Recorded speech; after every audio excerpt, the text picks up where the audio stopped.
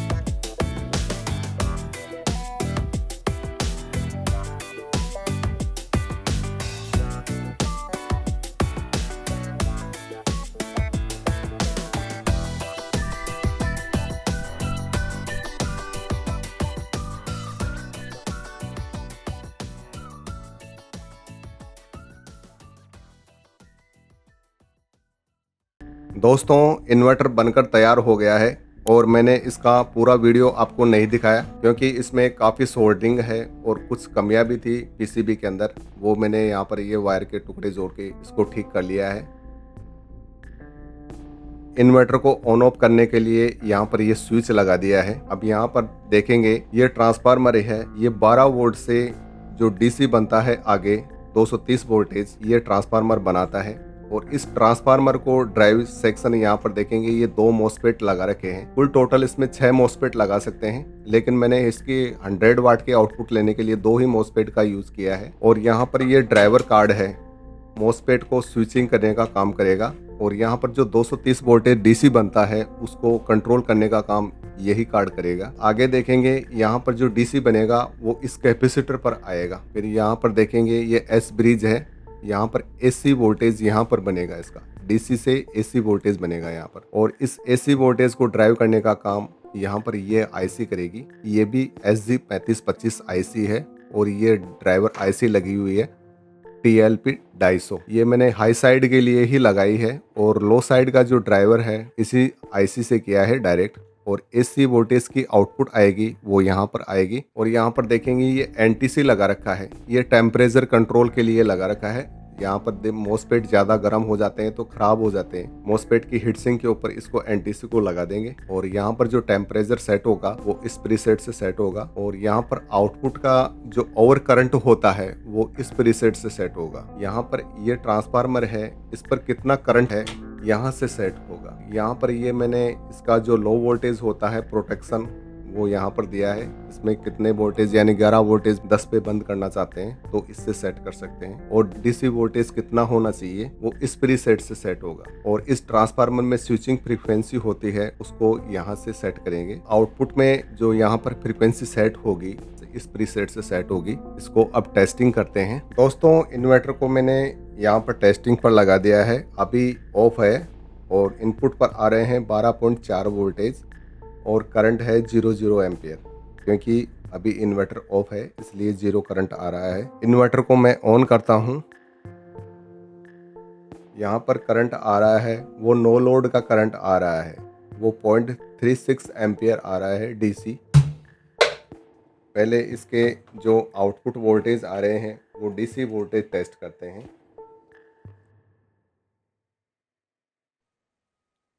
ये 233 वोल्टेज आ रहे हैं और इस वोल्टेज को यहाँ से कम ज़्यादा भी थोड़े बहुत सेट कर सकते हैं। ऐसे ऐसे कम हो रहे हैं और ऐसे बढ़ाएंगे तो यहाँ पर वोल्टेज बढ़ेगा ऐसे। इसको 240 वोल्टेज पे सेट कर देता हूँ मैं। और एसी आउटपुट वोल्टेज आ रहे हैं उसको भी टेस्ट करते हैं। यहाँ पर एसी आउटपुट आएगी वो यहाँ पर आएगी, इसकी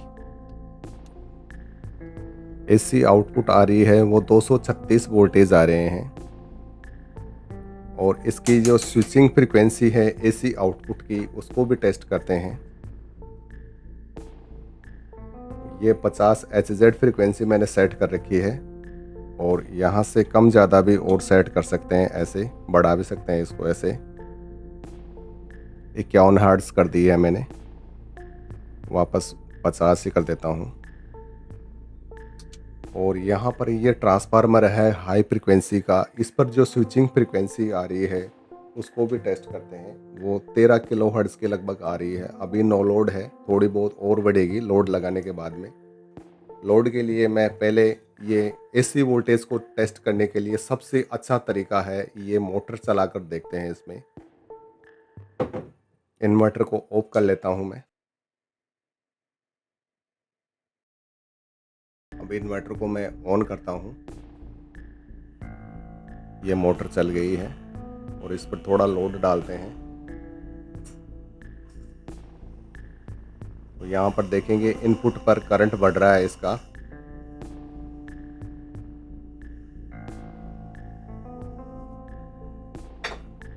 और इसका जो आउटपुट का करंट है उसको यहाँ से सेट कर सकते हैं। एसी आउटपुट का करंट है, इसको कम पे सेट करेंगे। ये बंद हो गया है, यहाँ पर ओवरलोड का इंडिकेशन आ गया है। वापस चलाएंगे, अब इसको वापस पकड़ेंगे, ये बंद हो जाएगा ऐसे। ये बंद हो गया है।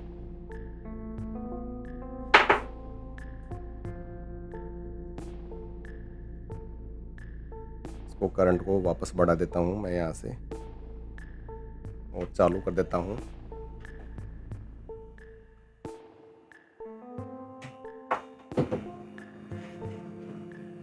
और और लगे लगे में एक लैंप और लगाते हैं। 100 वाट का लैंप है ये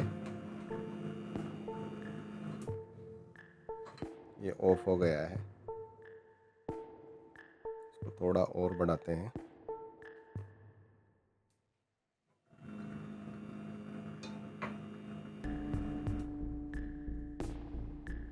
इसका इनपुट करंट को भी थोड़ा और बढ़ाते हैं।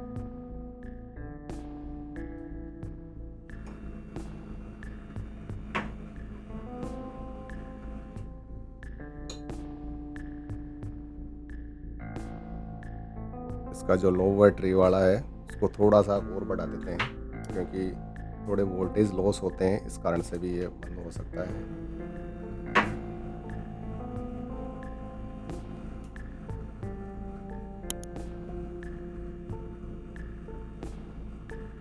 यहाँ पर 14 एम्पियर करंट आ रहा है और 10 वोल्टेज ही रह गए हैं।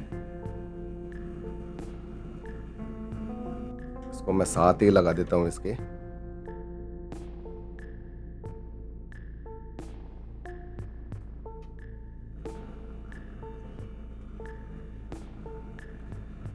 अभी यहाँ पर जो ये एनटीसी लगा हुआ है, ये टेम्परेचर कंट्रोल करने के लिए लगाया है। इसको यहाँ पर लगाएंगे ऐसे थोड़ी कुछ देर, या सोल्डरिंग से गर्म करके ऐसे सेट कर सकते हैं। ये बंद हो गया है और इसको दोबारा से बंद करके चलाएंगे तो चल जाएगा ऐसे। थोड़ा इसका टेम्परेचर को और बढ़ाते हैं। चल गया। और यहाँ पर ये लो बैटरी का है, इसको अभी जैसे 10 पे है, इसको भी ऐसे बंद कर सकते हैं ऐसे।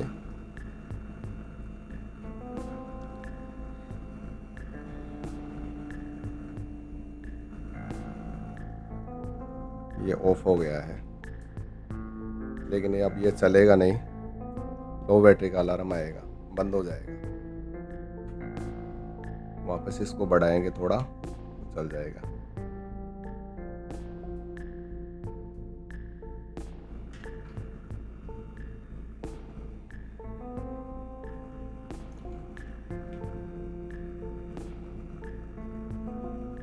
और ये मॉसफेट है, इसके ऊपर मैंने हीट सिंक नहीं लगा रखी, इसको टेस्टिंग करने के लिए ऐसे रखा है। भाई कितने गर्म होते हैं मॉसफेट, इसके ऊपर हीट सिंक लगाएंगे। और ये मॉसफेट है, इनके ऊपर भी हीट सिंक लगाएंगे। यहाँ पर हाई वोल्टेज है,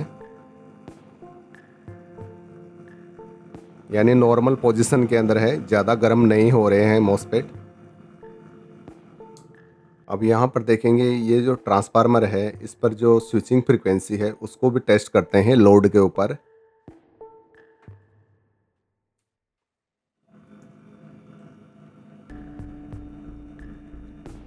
यहाँ पर जो इसकी स्विचिंग फ्रीक्वेंसी है वो मैंने 18 किलोहर्ट्ज़ के ऊपर सेट कर रखी है। और इस फ्रीक्वेंसी को यहाँ से और बढ़ा सकते हैं ऐसे।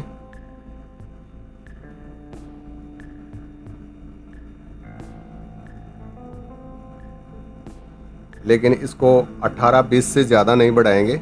अगर 20 किलोहर्ट्ज़ से ऊपर करेंगे तो ये मॉसफेट बहुत ज़्यादा गर्म होंगे और यहाँ पर ये करंट भी बढ़ेगा इसका।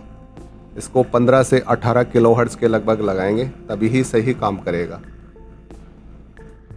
अभी यहाँ पर इस इन्वर्टर का जो सर्किट डायग्राम है, इस पीसीबी में आपको बिल्कुल भी समझ में नहीं आएगा। इसके लिए मैं एक वीडियो और बना दूंगा सर्किट डायग्राम के बारे में। जैसे ही वो वीडियो बन जाएगा, इस वीडियो के डिस्क्रिप्शन में उसका लिंक दे दूंगा, आप वहां से देख सकते हैं। और दोस्तों, आपने इस वीडियो में देखा कि हाई फ्रीक्वेंसी का ट्रांसफार्मर लगा करके कैसे इन्वर्टर बनाते हैं, और आपने इस वीडियो में इसकी टेस्टिंग भी देखी, ये सही प्रकार से काम कर रहा है। दोस्तों, वीडियो आपको पसंद आया, वीडियो को लाइक करना, कमेंट करना, और आप इस चैनल पर नए हो, चैनल को जरूर सब्सक्राइब कर लेना। यह वीडियो आपको देखने के लिए धन्यवाद। आपका दिन शुभ हो।